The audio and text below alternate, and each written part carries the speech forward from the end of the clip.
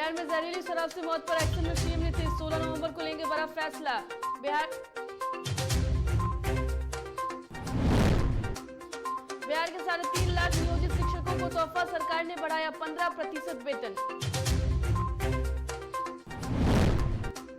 पंचायत चुनाव के छठे चरण की मतगणना जारी, 37 जिलों के 57 प्रखंडों में आज और कल मतगणना। प्रत्याशियों को मतदाताओं के फैसले का इंतजार।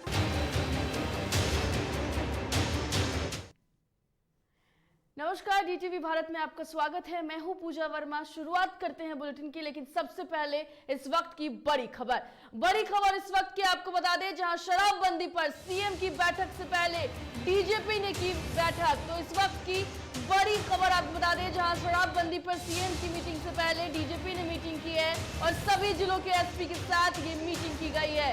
तो बड़ी खबर इस वक्त की, जहां शराब के खिलाफ एक्शन का लिया फीडबैक, लगातार छापेमारी जारी है। ऐसे में संतोषजनक जवाब नहीं मिलने पर कई जिलों के एसपी को फटकार भी डीजीपी ने लगाई है। तो बड़ी खबर इस वक्त की आपको बता रहे हैं, जहां देखिए बिहार में शराबबंदी को लेकर के अब एक बार फिर से एक्शन में प्रशासन आ गई है। एक्शन में सीएम नीतीश कुमार नजर आ रहे हैं।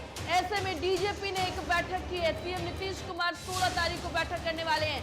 इससे पहले खुद डीजीपी ने एक बैठक की है और शराब के खिलाफ एक्शन का फीडबैक लिया गया है। लगातार कई जिलों में छापेमारी अभियान तेज की गई है। ऐसे में जो अभी संतोषजनक जवाब जिन भी एसपी की तरफ से नहीं आया है, उन्हें फटकार भी डीजीपी ने लगाई है। तो शराबबंदी पर सीएम की बैठक से पहले डीजीपी ने एक अहम बैठक ली है। देखिए तस्वीरें हम आपको दिखा रहे हैं, जहां किस तरीके से बैठक हुई है और शराबबंदी कानून जिस तरीके से लागू है बिहार में, और उसमें सफल तरीके से इसे लागू करवाने के लिए एक बार फिर कड़ाई से तमाम जो निर्देश हैं वो अधिकारियों को दिया गया है। और इसी को लेकर के बैठक सीएम नीतीश कुमार की बैठक से पहले डीजीपी ने बैठक की है। और इस खबर पर अधिक जानकारी के लिए हमारे संवाददाता निषेध ठाकुर हमारे साथ फोन लाइन पर पटना से जुड़ गए हैं। निषेध, सीएम नीतीश कुमार बैठक करने वाले हैं 16 नवंबर को। बिहार में जहरीली शराब से लगातार मौत हो रही है और इस बैठक से पहले डीजीपी ने बैठक ली है।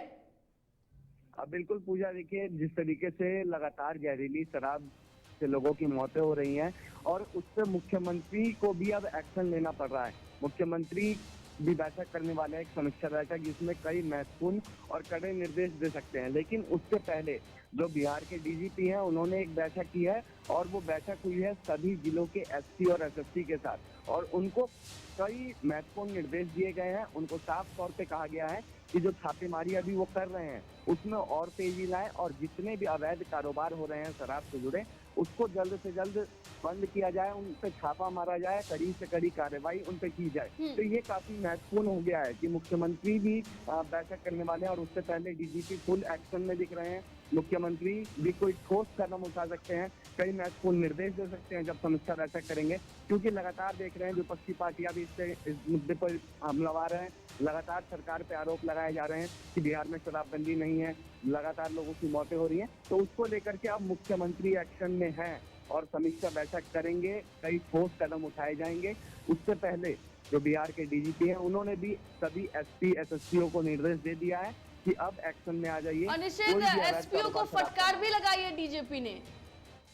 बिल्कुल, डीजीपी ने सख्त निर्देश उनको दिए हैं और उनको सख्त आदेश दिया है, कहा है उनको कि जो भी अवैध कारोबार आपके जिलों में हो रहा है उसको जल्द से जल्द बंद कराए। कहीं पे भी शराब नहीं बिकनी चाहिए, कहीं पे भी जो शराब बनाई जाती है वो नहीं बनाई जानी चाहिए, लोगों की मौतें नहीं होनी चाहिए आपके जिलों में, क्योंकि मुख्यमंत्री अब समीक्षा बैठक करने वाले हैं और उसमें जो भी कमियां उनको दिखेंगी तो उस पर ठोस कार्रवाई जरूर वो करेंगे। निषेध, बिहार में लगातार जहरीली शराब की वजह से कई लोगों की मौत हो रही है और ऐसे में प्रशासन पर सवाल तो जरूर उठता है, लेकिन अब इसके बाद प्रशासन भी हरकत में है। लेकिन अगर यही हरकत पहले प्रशासन की तरफ से अपनाई जाती, यही कड़ाई अपनाई जाती, तो स्थितियां आज बदली हुई होती। बिल्कुल, निश्चित तौर पे जो कार्रवाई अभी हो रही है वो कार्रवाई अगर पहले हुई होती तो स्थितियां इस वक्त जो भयावह है वो स्थितियां ऐसी नहीं होती, क्योंकि लगातार हम भी कह रहे हैं, मीडिया जब खबरें चलाती है तो उस वक्त थोड़ा पुलिस एक्शन में आती है, लेकिन उसके बाद मामला जैसे जैसे शांत हो जाता है तो फिर ढील दे दी जाती है और उसी वक्त जो कारोबार है अवैध शराब का वो फलता फूलता है। जो प्रशासन है वो उस समय थोड़ी ढील दे देती है और इसी का जो नतीजा है वो आज भुगतना पड़ रहा है। इस पर जो एक्शन में पुलिस आई है वही अगर रेगुलर एक्शन में रहे तो बिहार में लोगों की मौतें नहीं होंगी, जहरीली शराब लोग नहीं पिएंगे। निषेध, कई जिलों से जब हमारे पास खबरें सामने आती हैं तो वहां पर लोगों का ये साफ तौर पर कहना है कि प्रशासन की मिली भगत से ही अब बड़े बड़े पैमाने पर ट्रक से शराब की डिलीवरी हो रही है। तो ऐसे में एक बड़ा सवाल प्रशासन के ऊपर भी। देखिए, लगातार इसको लेकर के कार्यवाही भी हो रही है। कई जिलों के जो चौकीदार हैं, पुलिस कर्मी हैं, उनको सस्पेंड भी किया गया है। तो कहीं लापरवाही तो बरती जाती है, क्योंकि जब तक प्रशासन की मिलीभगत नहीं होगी तो जो शराब कारोबारी हैं वो कैसे अपना बिजनेस को चला पाते हैं। जब तक पुलिस एक्शन में नहीं होगी, पुलिस जरूर ढील देती है थोड़ी, इसी वजह से उनका जो कारोबार है वो फलता फूलता है और नतीजा जो आप देख रही हैं वही देखने को मिलता है। तो कहीं ना कहीं ये कहना गलत नहीं होगा कि प्रशासन की मिलीभगत से पूरा खेल चलता है। अगर प्रशासन सख्त होती तो ये कारोबार चल ही नहीं पाता। बिल्कुल निषेध, बिल्कुल सही कहा आपने। बहुत बहुत धन्यवाद आपका तमाम जानकारी के लिए। तो देखिए, प्रशासन की मिली भगत कहीं ना कहीं जरूर है, तभी बड़े पैमाने पर बिहार में शराबबंदी कानून लागू होने के बावजूद तस्करी जो है वो हो रही है। और सवाल खुद अगर हम बात कर ले तो विपक्ष के नेता हैं वो खड़ी कर रहे हैं, सत्ता पक्ष के भी कई नेताओं ने सवाल खड़ा किया है और प्रशासन पर एक बड़ा सवाल उठाया है। लेकिन अब अगर बात करें तो प्रशासन भी हरकत में है। खुद सीएम नीतीश कुमार एक हाई लेवल मीटिंग करने वाले हैं, लेकिन इससे पहले डीजीपी ने सभी जिलों के एसपी के साथ बैठक की।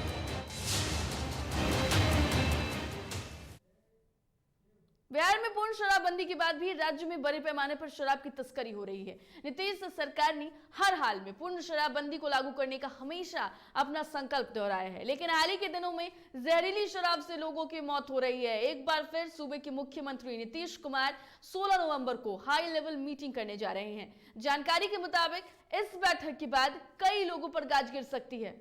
इसमें कई बड़े अधिकारी भी हो सकते हैं। बता दें कि बिहार के समस्तीपुर, सिवान, मुजफ्फरपुर, पश्चिम चंपारण, गोपालगंज से लगातार जहरीली शराब से मौत का तांडव होने के बाद नीतीश कुमार काफी नाराज हैं।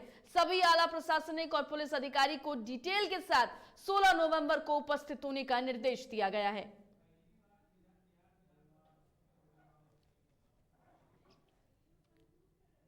बिहार में जहरीली शराब से मौत के बाद इस पर सियासत हो रही है। आरजेडी समेत विपक्ष इस पर हमलावर हैं और इसके लिए सरकार को दोषी ठहरा रहे हैं। गोपालगंज में जहरीली शराब से मौत के बाद राजद ने एक जांच टीम बनाने की बात कही। कहा जा रहा है कि राजद की ये टीम गोपालगंज, मुजफ्फरपुर, बेतिया और समस्तीपुर में जहरीली शराब से लोगों की हुई मौत की जांच करेगा और एक सप्ताह के अंदर इसकी रिपोर्ट पार्टी कार्यालय में जमा करेगी। इस बीच गोपालगंज में पूर्व मंत्री शिवचंद्र राम ने मोहम्मदपुर में पीड़ित परिवारों से मुलाकात की है और 11,11 हजार रुपए की मदद की।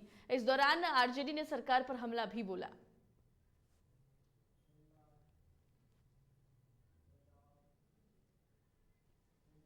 शराब कांड को लेकर लगातार बिहार में सियासत हो रही है। विपक्ष सरकार को पूरी तरीके से घेर चुका है और शराबबंदी कानून को फेल बता रही है। बता दें आपको कि चिराग पासवान ने भी प्रभावित जिलों का दौरा किया है, पीड़ित परिजनों से मुलाकात कर उन्हें संभव मदद का भरोसा दिलाया। वहीं चिराग ने सरकार से 25-25 लाख का मुआवजा और सरकारी नौकरी देने की भी मांग की है।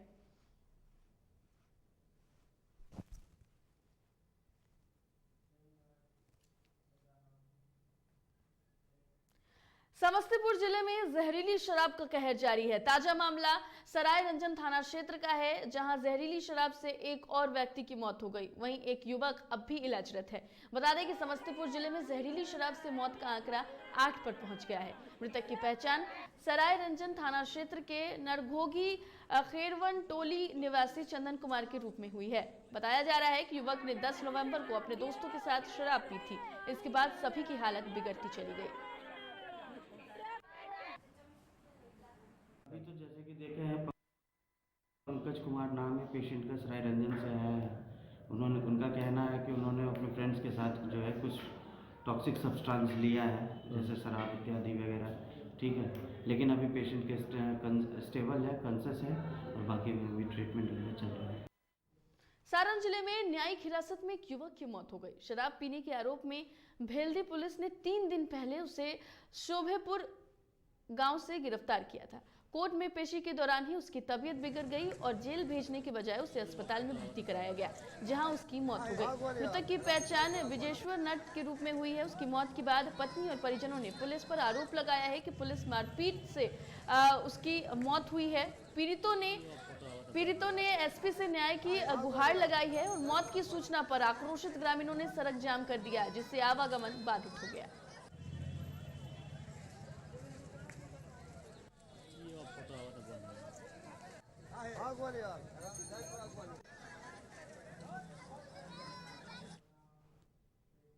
खबरें अभी और भी हैं, लेकिन अभी वक्त हो चला है एक छोटे से ब्रेक का। जल्द लौटेंगे।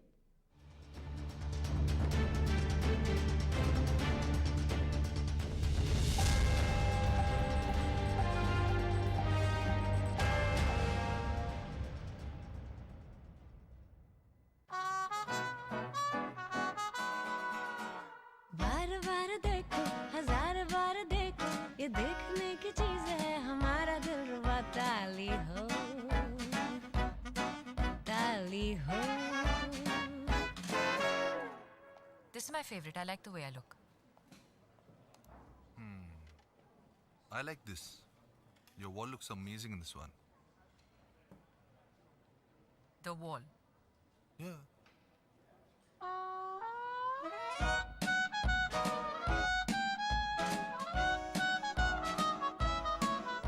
Ultra Sheen paint that steals your spotlight. Royale Glitz with Ultra Sheen. Luxury with Teflon.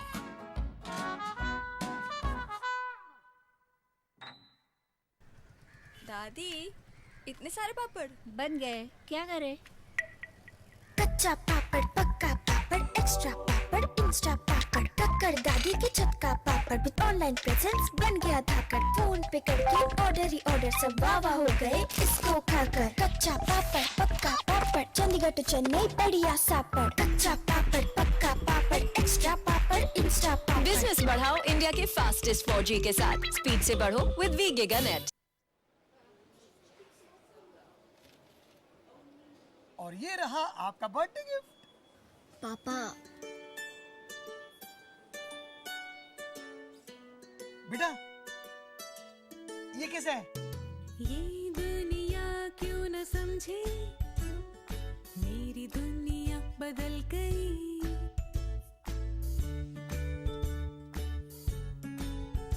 और ये देखो पीहू,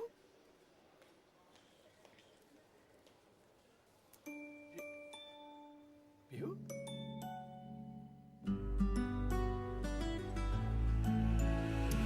गुड़ियों से खेलने वाली तेरी गुड़िया बड़ी हुई। बच्चे कब बड़े हो जाते हैं पता ही नहीं चलता। थोड़ा बड़प्पन दिखाइए। रहो सेफ सैनिटरी पैड से खुद को स्वस्थ और सुरक्षित रखने में इनका साथ निभाइए। सर छुट्टी चाहिए थी। क्यों? गांव के सारे घर कच्चे थे, बाढ़ में ढह गए। मेरा भी। Good morning sir. देखिए, बुनियाद भी पक्की, आपका नया घर भी पक्का, सालों साल चलेगा सर। ठीक है, ले लो छुट्टी।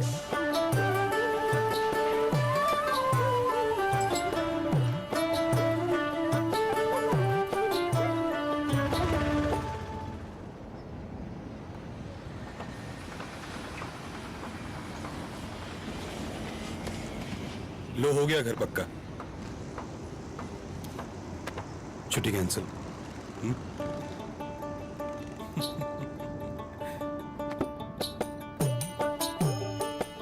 सच्ची खुशी वही होती है जिसकी बुनियाद दूसरों की खुशी में हो।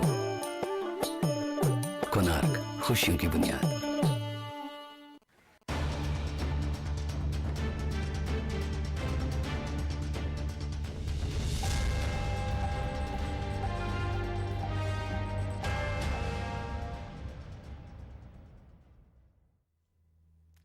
ब्रेक के बाद स्वागत है। बढ़ते हैं खबरों की ओर। बिहार विधानमंडल का शीतकालीन सत्र 29 नवंबर से शुरू होगा और ये 3 दिसंबर तक चलेगा। इस दौरान कुछ अहम विधेयकों के अलावा दूसरे अनुपूरक बजट भी पेश किए जाएंगे। इस बार राज्य सरकार के पास पैसे की समुचित उपलब्धता नहीं होने के कारण इस बार का अनुपूरक बजट करीब 5,000 करोड़ रुपए का ही होगा।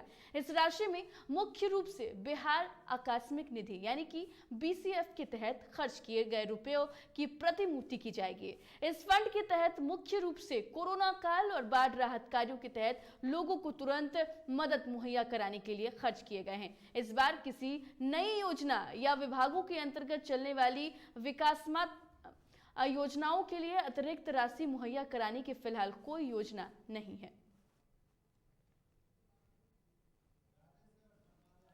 और इस खबर पर अधिक जानकारी के लिए हमारे संपादक राजेश जी हमारे साथ फोन लाइन पर जुड़ गए हैं।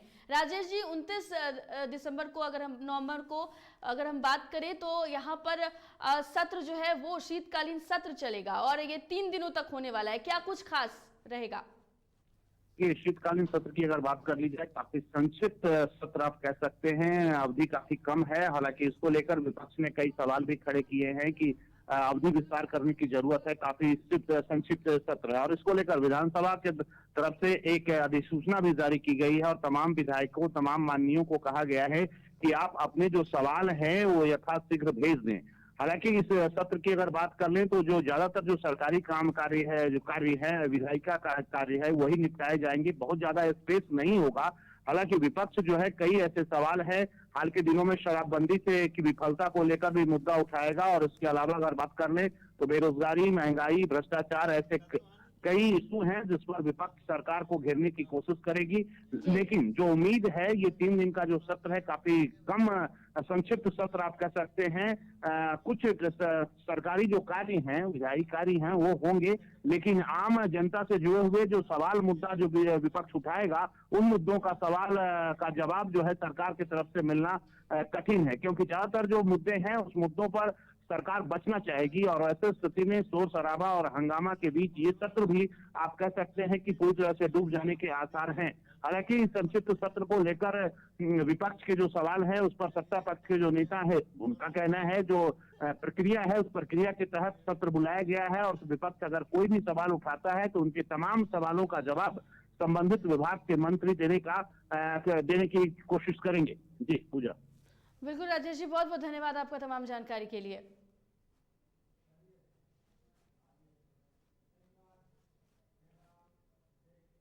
कांग्रेस पार्टी के दिग्गज नेता और पूर्व केंद्रीय मंत्री सलमान खुर्शीद लिखित किताब अब राजनीतिक रंग लेना शुरू कर चुकी है। इसी कड़ी में पूर्व सांसद और मंत्री सीताराम सिंह की जयंती के अवसर पर मोतिहारी पहुंचे सुशील मोदी ने कांग्रेस पार्टी को आड़े हाथों लेते हुए करारा प्रहार किया और कहा कि किताब काफी आपत्तिजनक है। सलमान की किताब सनराइज ओवर अयोध्या में छपी बात पर कांग्रेस को माफी मांगनी चाहिए और उन पर अविलंब कार्रवाई भी करनी चाहिए। इस मौके पर बिहार सरकार के कानून और गन्ना मंत्री प्रमोद कुमार सहित कई विधायक और राजनीतिक हस्ती मौके पर मौजूद रहे।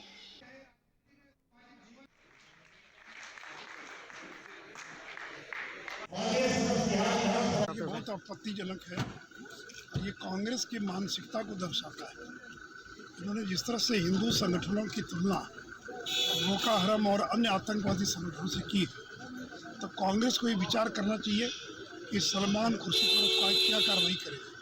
अब तक कांग्रेस ने अपने आप को उनके बयान से अलग नहीं किया है। ये कांग्रेस की मानसिकता को दर्शाता है। अतिथि को विदा करने गए हैं, होने वाले हैं, कहीं न कहीं उस चुनाव को ध्यान में रखकर ये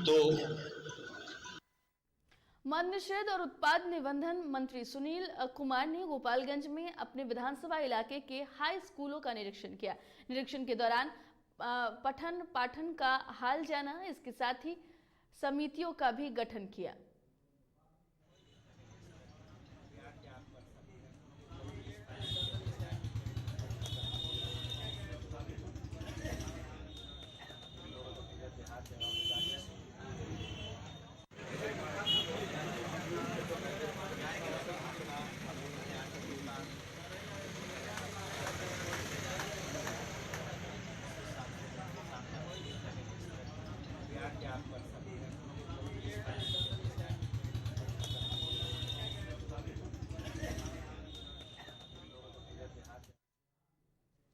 बिहार के नियोजित शिक्षकों को सरकार ने आखिरकार 15% वेतनमान वृद्धि का लाभ देने पर मुहर लगा दी है।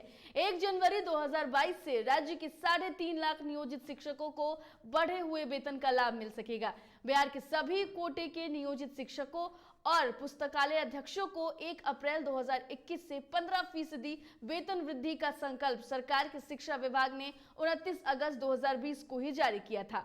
आखिरकार इस संकल्प को लागू करने के लिए शिक्षा विभाग ने विस्तृत दिशा निर्देश जारी कर दिया है। मोहर लगने के बाद अब शिक्षकों के वेतन निर्धारण की प्रक्रिया जल्द शुरू होगी और नए साल से वेतन वृद्धि का लाभ मिल सकेगा।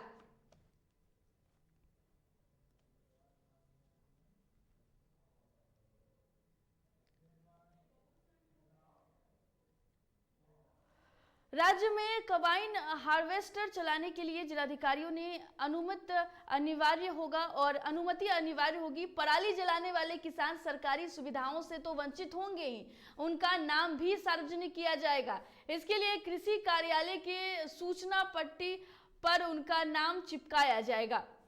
उन किसानों का डीबीटी पोर्टल से पंजीकरण रद्द किया जाएगा। इसके बावजूद वह पराली जलाएंगे तो दंडात्मक कार्रवाई होगी।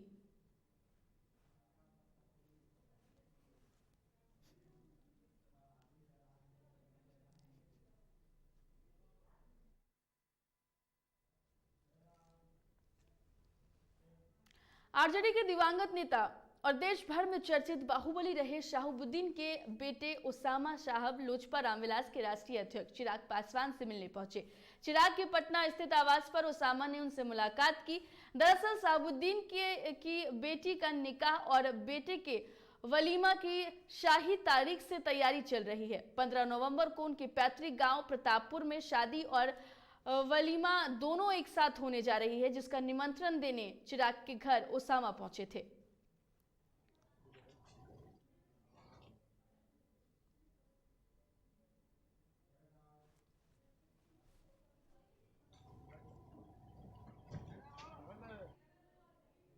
बक्सर में पंचायत चुनाव के छठे चरण की मतगणना जारी है। सुबह 8 बजे से मतगणना की प्रक्रिया शुरू हो चुकी है। बक्सर प्रखंड की कुल 15 पंचायतों के चुनाव परिणाम और उम्मीदवारों की भाग्य का फैसला आज होगा। मतगणना स्थल पर सुबह से ही उम्मीदवार और उनके समर्थकों की भीड़ देखी जा रही है।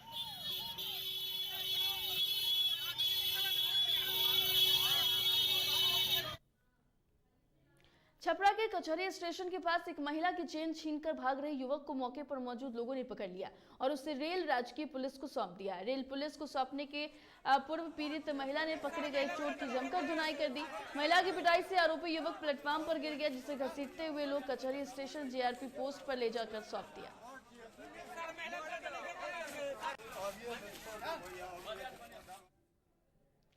रोहतास जिले में अलग अलग छिनतई के मामले का खुलासा करते हुए पुलिस ने फोन जब्त कर लिया है। इसको लेकर एसपी आशीष भारती ने एक अभियान चलाया था।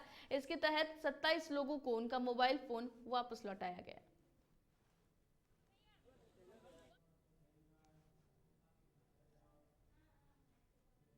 पटना जिले में कोरोना के मामले में लगाम लगा हुआ है। बता दें कि महीने के अंदर जिले में कभी 0 तो कभी 5 के अंदर आंकड़े दर्ज किए जा रहे थे। केस भले मिल रहे थे, लेकिन किसी की मौत नहीं हुई थी। लेकिन शुक्रवार को पटना एम्स अस्पताल में कोरोना से एक बुजुर्ग मरीज की मौत हो गई। मरीज का नाम 83 वर्षीय यूपी शर्मा है, जो मूल रूप से औरंगाबाद जिले के निवासी थे। वहीं जानकारी देते हुए पटना एम्स अस्पताल के कोविड वार्ड के नोडल पदाधिकारी डॉक्टर संजीव कुमार ने बताया है कि जिस बुजुर्ग की कोरोना से मौत हुई है, उनको 5 दिन पहले ब्लड प्रेशर और कुछ बीमारियों के बाद अस्पताल लाया गया था। यहाँ संदेह हुआ तो कोरोना जांच कराई गई, जिसमें रिपोर्ट पॉजिटिव आई। उन्होंने बताया है कि पटना एम्स में लंबे समय के बाद कोविड से मरीज की मौत हुई है। बुजुर्ग ने कोरोना की वैक्सीन लगाई थी या नहीं, परिजनों से के बाद चल रही है पूछताछ।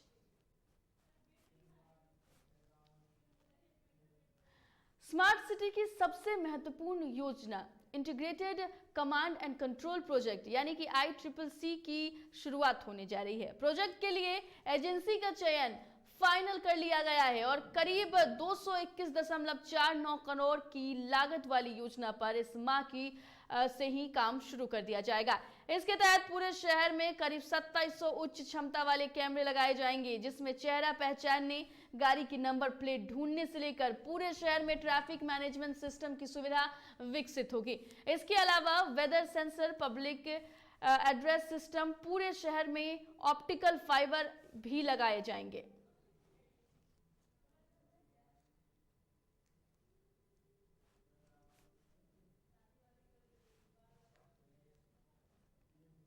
आगरा के थाना शाहगंज में संदिग्ध परिस्थिति में विवाहिता की मौत हो गई। बताया जा रहा है कि युवती ने दूसरे समुदाय के युवक के साथ शादी की थी।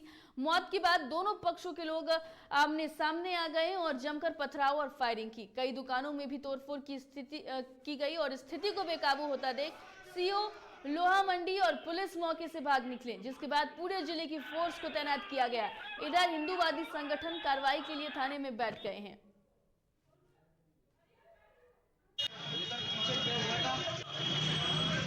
देखिए, ये एक युवती थी जिसने दूसरे समुदाय के लड़के से शादी की थी और वो बीच में यहाँ से चले भी गए थे, अब फिर पुनः यहाँ के रहने लगे थे, जैसा कि बताया गया है। और उसने आज जैसा कि बताया गया है, कुंदे से लग के उसकी संदिग्ध परिस्थितियों में मौत हुई है। उसकी बॉडी को उतार लिया गया था और पुलिस सीओ साहब भी यहाँ मौजूद थे और इंस्पेक्टर साहब भी मौजूद थे। तभी कुछ लोगों द्वारा यहाँ पर आकर हंगामा किया गया और जिसके फलस्वरूप कुछ दूसरे पक्ष के लोग भी इकट्ठे हुए। पुलिस तत्काल मौके पर थी, लोगों को हटाया गया और अब मैं भी मौके पर पहुँचा था। तत्काल एसपी सिटी और विभिन्न थानों की फोर्स भी मौके पर पहुँची थी। यहाँ पर पूरी तरह शांति है। जो लोग अपना लिख के देना चाहते हैं उनसे लिख के देने के लिए कहा गया था, तहरीर देने के लिए कहा गया है और जो उसके आधार पे जो कार्रवाई होगी, विधि सम्मत जो भी कार्रवाई होगी, जो लड़की के लटकने से संबंधित है, जो भी पोस्टमार्टम रिपोर्ट में आएगा उसके हिसाब से और जो लोग और लिख के देंगे उसके हिसाब से इसमें कार्रवाई की जाएगी। गोपाष्टमी के अवसर पर देवघर के वैद्यनाथ गौशाला में गौ माता को चारा खिलाने के लिए भीड़ उमड़ रही है। हर साल की तरह इस साल भी तुलादान का आयोजन लोग कर रहे हैं। अपने वजन के बराबर गौ माता के लिए चारा का दान किया जा रहा है। अधिकारी बताते हैं कि यह परंपरा वर्षों से चली आ रही है और प्रत्येक साल इस तुलादान का आयोजन किया जाता है, जिसमें गौ भक्त बढ़ चढ़कर भाग लेते हैं। एक से देवघर गौशाला का प्रादुर्भाव हुआ था, तब से आज तक हमारी ये परंपरा रही है कि हम लोग गोपाष्टमी के दिन, जो आज का दिन है, ये गौ माता के लिए विशेष दिन है और भगवान कृष्ण की जो गौ भक्ति थी उसको लेके गोपाष्टमी पर्व मनाया जाता है। आज हम लोग वार्षिक अपनी मीटिंग करते हैं शाम को और सवेरे से गौ माता की पूजा का आयोजन चल रहा है। और ये जो सामने आप देख रहे हैं तुलादान का आयोजन, ये तुलादान भी भगवान कृष्ण की समय से चला आया है कि गौ भक्त जो हैं वो अपने शरीर के वजन का बराबर गौचारा देंगे तो वो गौचारा बहुत बड़ा दान होता है। फिलहाल इस बुलेटिन में इतना ही। मुझे दीजिए इजाजत। नमस्कार।